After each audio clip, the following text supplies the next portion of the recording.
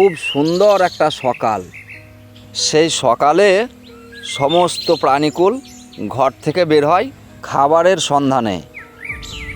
এই সকালেই শেয়াল জোগাড় করেছে এক টুকরো মাংস, কিন্তু সেই মাংসটা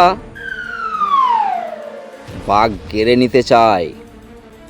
ধরতে পারলে আজ তোকেই খেয়ে ফেলতাম শয়তান শেয়াল।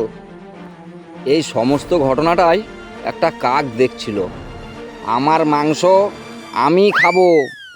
আরে আরে আরে আরে যা যা, মাংস তো পেলামই না, শুধু শুধু দৌড়ানোই সার হলো।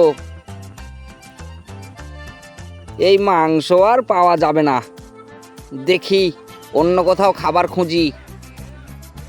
বাঘ মুখ ভার করে সেখান থেকে চলে যায়। এই তো দুষ্টু বাঘ পালিয়েছে, যাই দেখি মাংসটা আদায় করা যায় কি না।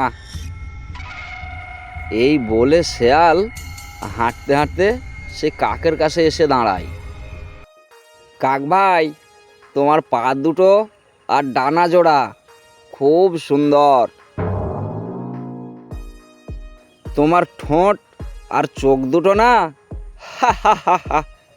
তাদের তো জবাবই নেই। কিন্তু দুঃখ একটাই, তুমি কথা বলতে পারো না। কি আর করা যাবে বলো? এই কথা শুনে কাক মনে মনে বলতে লাগলো, বোকা শেয়াল তো এটাই জানে না যে আমিও কথা বলতে পারি। কাক কথা বলতে আরম্ভ করে আর মাংসের টুকরোটা মুখ থেকে খসে নিচে পড়ে যায়। ধন্যবাদ বন্ধু, ধন্যবাদ। এখন আমি বুঝে গেছি যে তুমিও কথা বলতে পারো।